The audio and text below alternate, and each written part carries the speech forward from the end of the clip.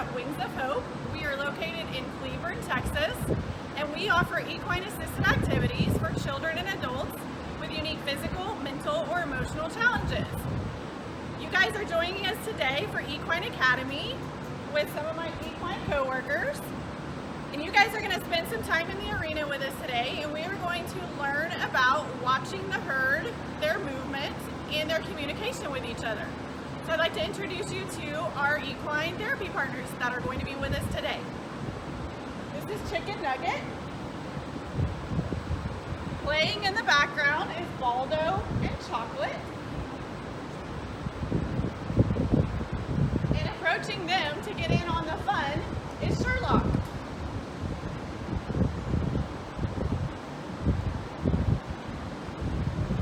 All of these horses are geldings, which means they are boys.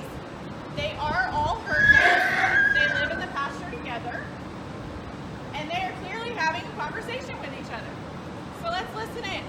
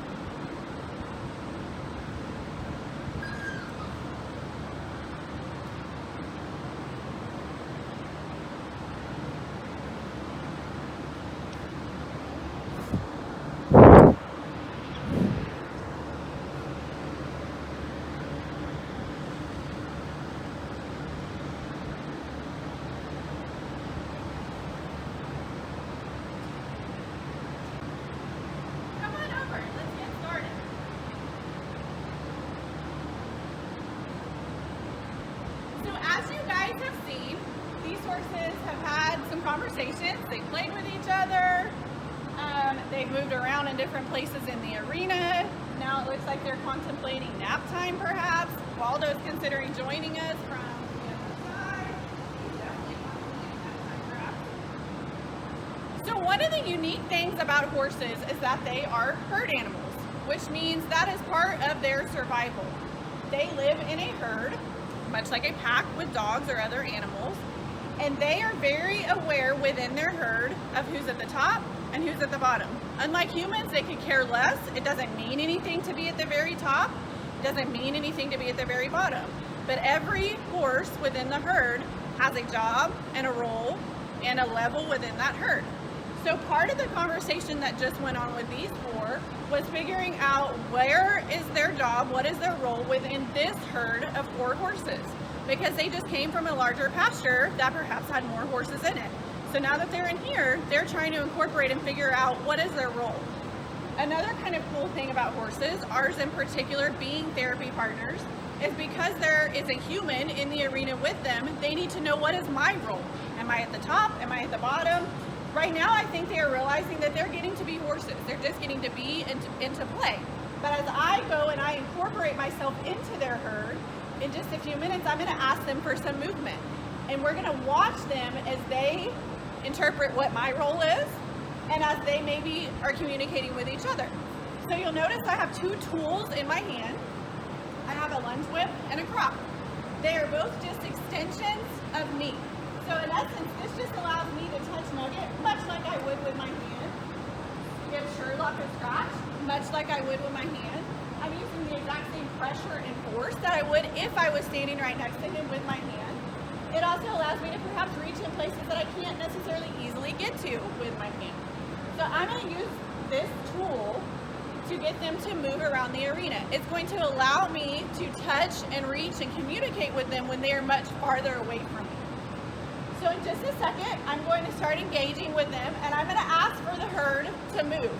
They can choose where they move, how they move, if they move independently or together. So we're going to watch them and see what they choose.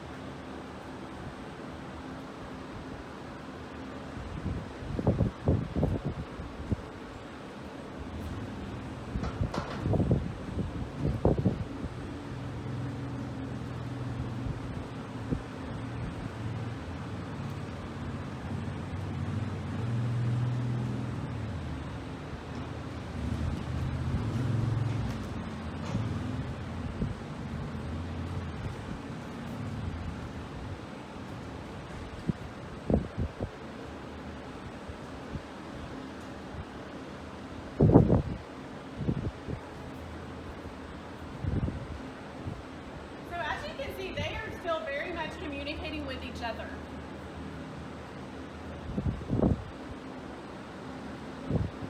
They're also still in tune to me and my body placement and what or if I'm about to ask them to do something.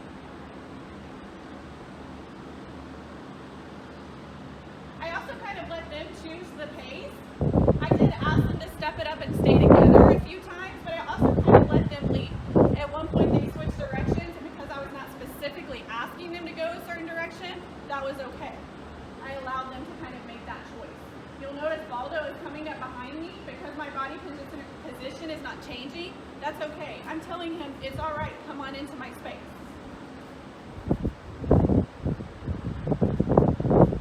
This also tells me, now Sherlock is considering coming up as well. This also tells me that they have incorporated me into their herd, if you will. Baldo very much chose to come up to me. He could have very much chosen to stay away from me, and that would have been okay.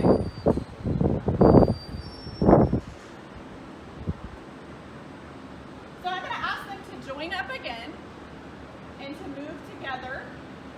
And I'm going to ask them to go a specific direction in the arena.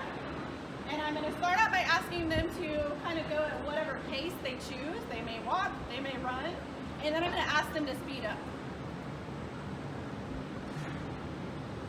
So again, you'll notice that I'm utilizing this as an extension. It allows me to get closer to communicate with them, but it also allows me to stay at a safe distance.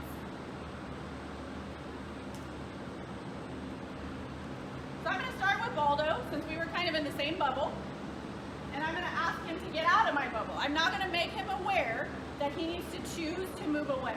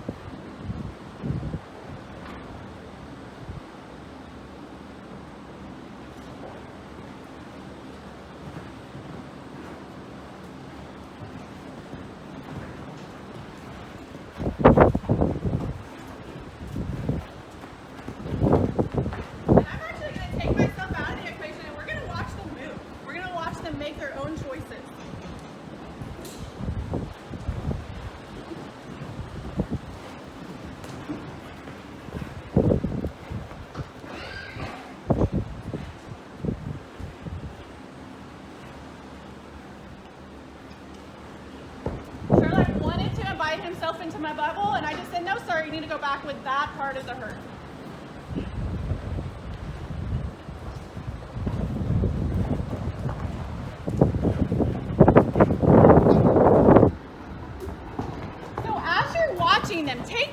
each horse? Who looks happy and playful? Does anybody look angry? Who might be the leader right now? Who's on the bottom saying, I have no idea what we're doing? What is your interpretation of what their conversation is? Sherlock has again said, can I please come in your bubble? And I'm going to say, no, sir. Back. Go find your horse friends.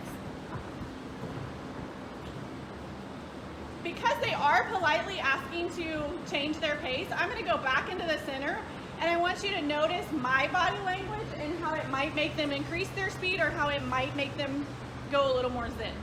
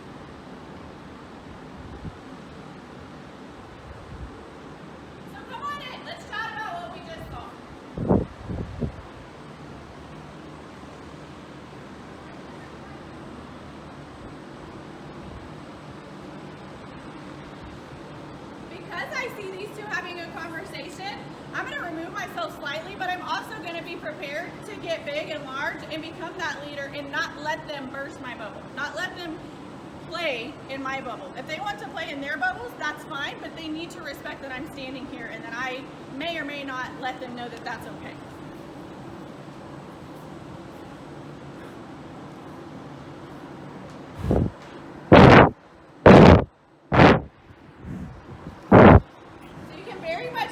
Sherlock and Nugget are checking in.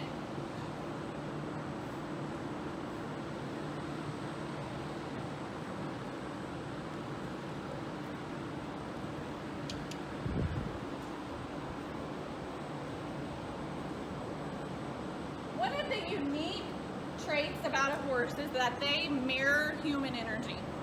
So if I get very loud, very hyper, even me just kind of changing my body language, Sherlock went, wait, what was that? Because I was real zen and calm just a second ago. Part of that is for their survival. If they have a big cheetah and a lion come out of the pasture, they're like, wait a minute, danger, I need to react. If it's a little armadillo crawling along, they're like, okay, probably not gonna eat me. Can I eat it? Nope, not so much. Cool, we'll be friends. So one of the really unique things about them being mirrors is that they will mirror your energy.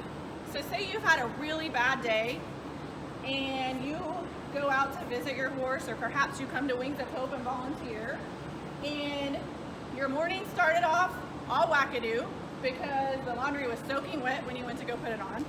You were almost running late. You had to figure out what your new outfit was going to be. You got stuck in traffic. You got to the school. You couldn't get in the door. Your morning is just shot. Fast forward, you come to the barn and you take that frazzled energy to your horse. Your horse is going to say, wait a minute. That's not quite the Allison energy that I'm used to. On the flip side, if perhaps you overslept and you're really tired and Chocolate is choosing to play.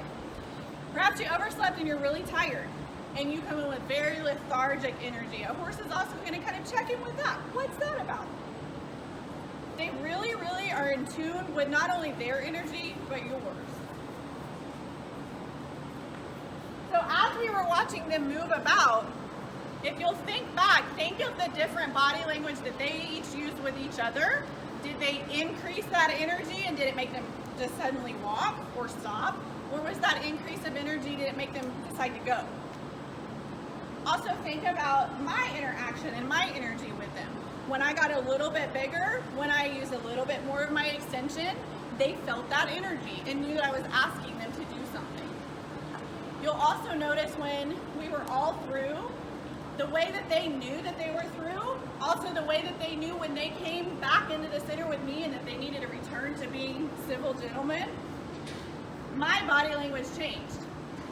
You'll also, if you remember, you'll take note that literally my body language changed. It wasn't even just a sigh, I literally changed my body language. I invited them in. Horses don't speak the English language or Spanish language or French language as you and I have learned. They're incredibly smart. I have no doubt that when an equestrian at Wings of Hope says walk on, they know that that means go. But in the same sense, they don't have a verbal vocabulary like you and I. The way that they survive with each other is off of body language. And that's the really cool thing about horses and humans and our partnership together is it's a language that we all speak.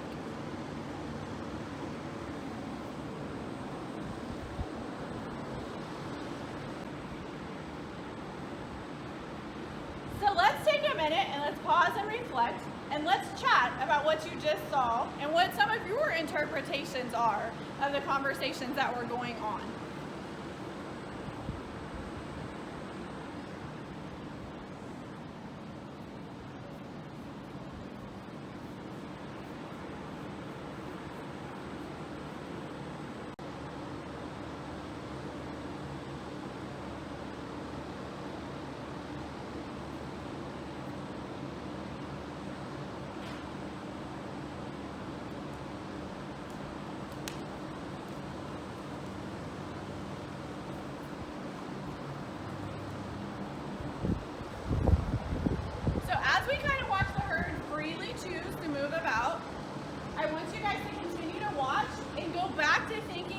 Who do you think's at the top?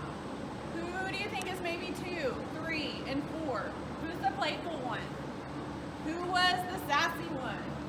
Who was the more lethargic one? And there's not necessarily a right or a wrong. What's your interpretation? How did you kind of peg the management of the herd?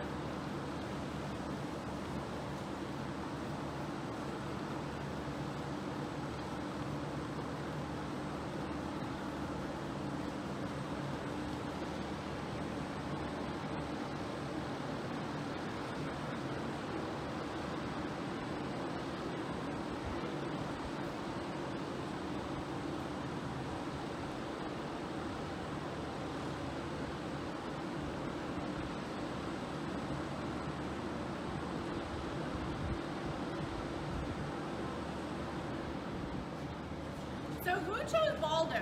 Anybody thinking that Baldo is at the top of the herd? Anybody maybe thinking he's perhaps number 2 or 3? He was somewhere in the middle. Or who thought that he was perhaps number 4 in the hierarchy? Let's chat about Baldo and your thoughts in watching him.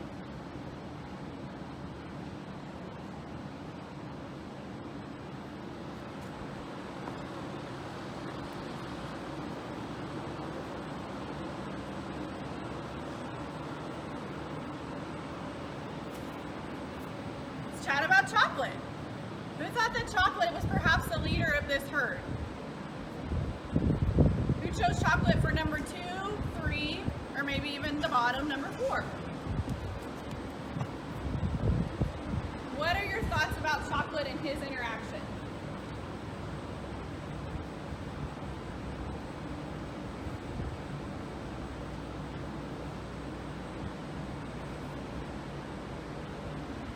Let's discuss Sherlock. What are your thoughts about Sherlock and his place within the herd? What do you think his order may have been? Anybody think that he was at the top? Number 2, number 3, bottom of the herd at number 4? What are your thoughts about Sherlock?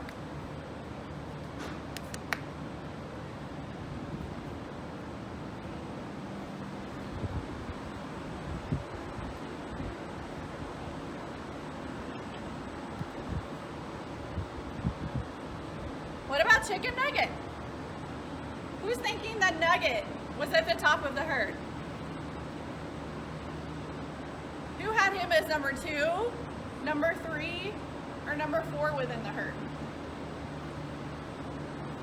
Let's discuss Chicken Nugget and his movement in the herd.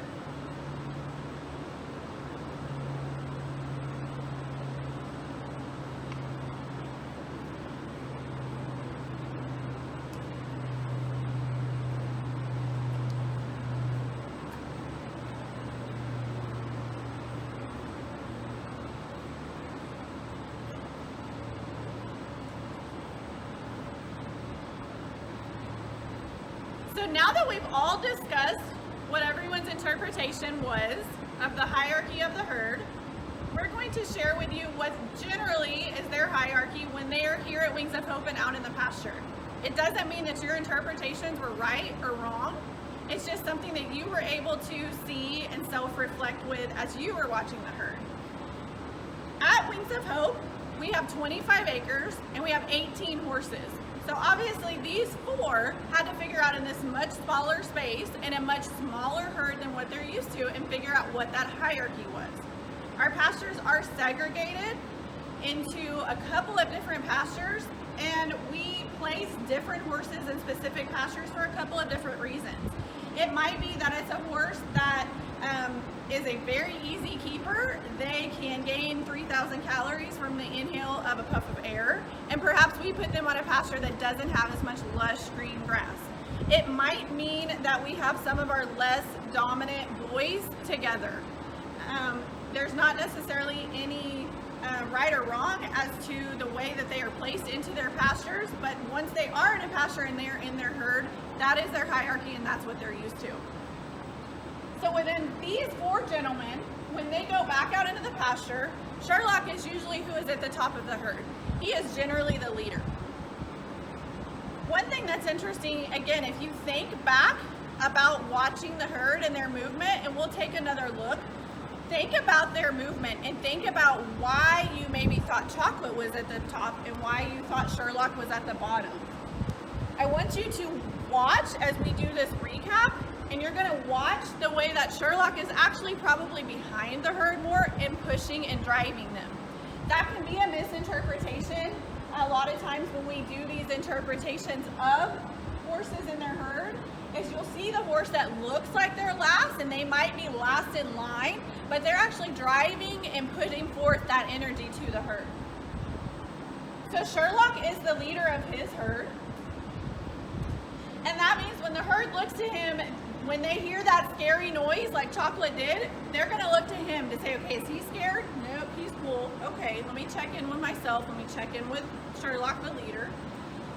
They also, horses being prey animals, they're going to look to him anytime there's a predator. A barking dog comes out of the bushes, that human with gruff energy, they're going to look to Sherlock as the leader to see what his reaction is. If he says, no man, it's okay, it's cool, take a minute, figure out what it was just a noise, or if he says, oh my gosh, we gotta go, then they go.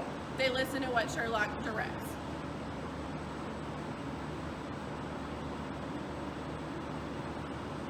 Next in the herd is Chocolate. That means that Chocolate is kind of a left-hand man for Sherlock. If he needs assistance, if there is some kind of dramatic move of the herd, Chocolate's going to reinforce what it is that Sherlock is directing.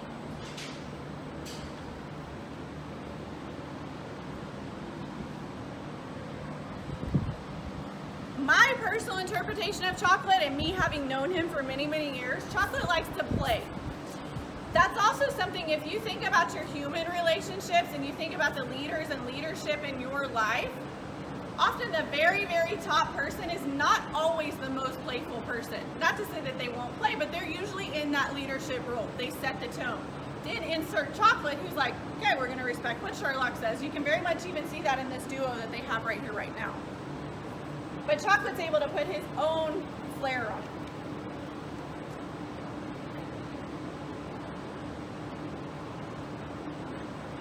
Next in the herd is Nugget. It's also ironic that they are literally moving in that way right now. I talked about Sherlock being in the lead. He was the one that came close. Then Chocolate kind of folded in. Sherlock still stayed right there to kind of dictate and discuss what was going on with his herd.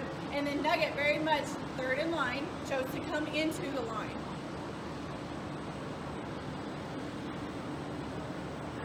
And again, the cool thing about the hierarchy of a herd is they could care less who's at the top or the bottom.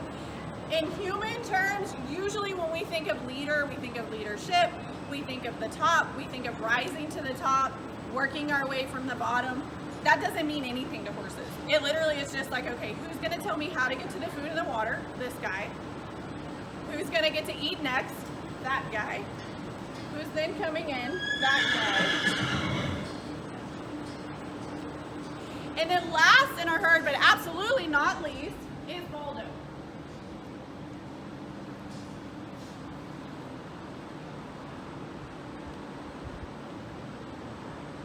So that tells me that he's just bringing up the rear. It tells me that he is able to follow directions. Thinking about those human relationships, and you guys can think about this or even bring it up in the chat. We're not all leaders. We don't all have that position to go and be that take charge. We're also not all good followers. Some of us have trouble with doing that. Some of us as humans, that might be something that we should go, maybe I need to work on that. But in the horse world, it's not a right or wrong. It just means that he is able to follow the directive of his peers and that he trusts them to take care of him and to keep him safe.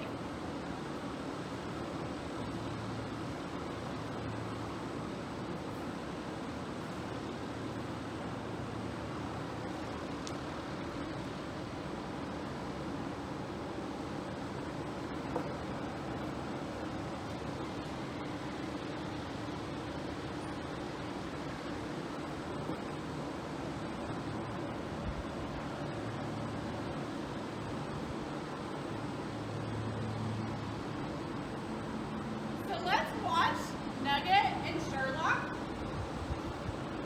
And I want you guys to put into the chat what type of conversation you think they might be having.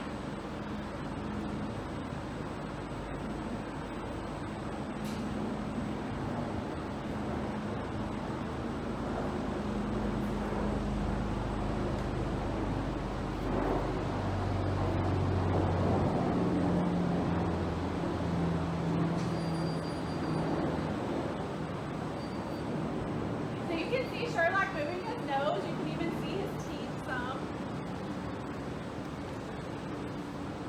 What do you guys think that was about?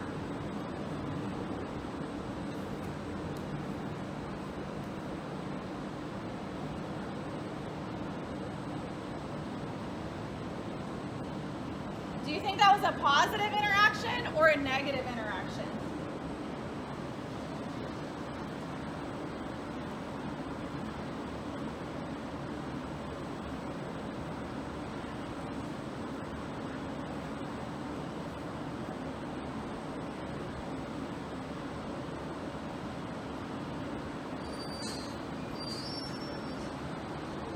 these two horses just chose to mutually groom each other.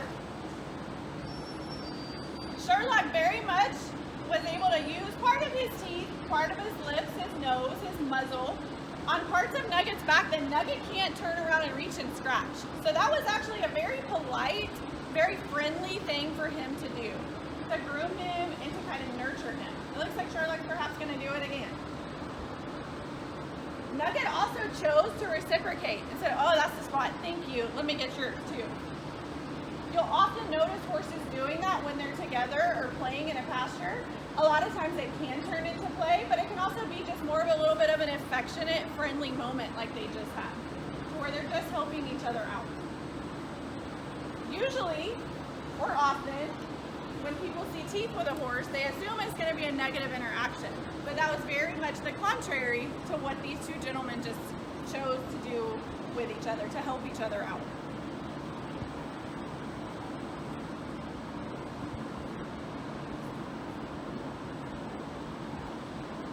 So Sherlock said, hey, let me groom you too. And I said, no thanks.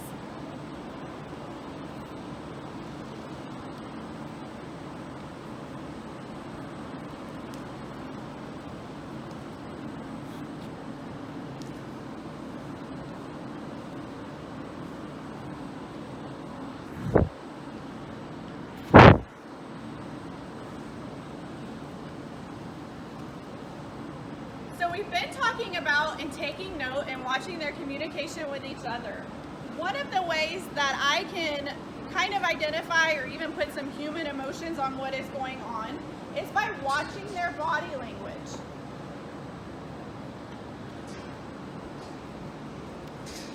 So watch their eyes, their nose, their mouth, their ears. Notice Sherlock's ears moving. Notice as I start and stop talking, his ears do what I call the kind of sonar radar. He starts being very in tune with what I'm doing and what the rest of his herd is doing.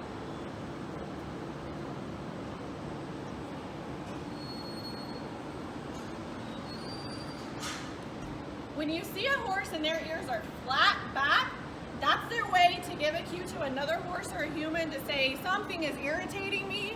I am giving you some polite warnings. Please listen to what I have to say. When they're more turning, or it's one ear back, or one ear back, one ear forward, that's their way to engage and stay in tune. But when you see those ears go straight back, that's a horse's one of their first lines of defense to say, hey, I have a message that's very strong and I need to get it to you very fast. Please listen. The next thing that they do to kind of amp up their communication is you'll see their nostrils really flare and snarl. Now you see his moving, but again, he's a breathing, living, thinking animal, and he just did quite a bit of exercise. So that's just his way to cool off his body and to breathe. Now if they really started puffing up, or those nostrils started going really back and getting a little bit what I would consider to be angry or irritated, especially if it's in conjunction with those flat ears, again, that's another way for a horse to say, excuse me, I have a very important message. Please listen to me. They also communicate with each other that way. Say it was lunchtime and we had 4 piles of hay in here. We've learned that Sherlock is the top of this herd, which tells the herd he gets to eat first and he gets to choose that pile of hay. Now sometimes horses, he could literally have this wonderful, delicious pile of hay right here and he decides, no, I think I'd rather have that one. He would walk over there, he would likely pin his ears, as it's called, to Nugget, for instance, and Nugget would say, okay, yes, sir, and would move away. Or perhaps Nugget maybe would not. Maybe he'd say, wait a minute, that's my hay, and it would become another conversation. As humans, and as those of us who are watching this interaction, those are the first things that we're looking for.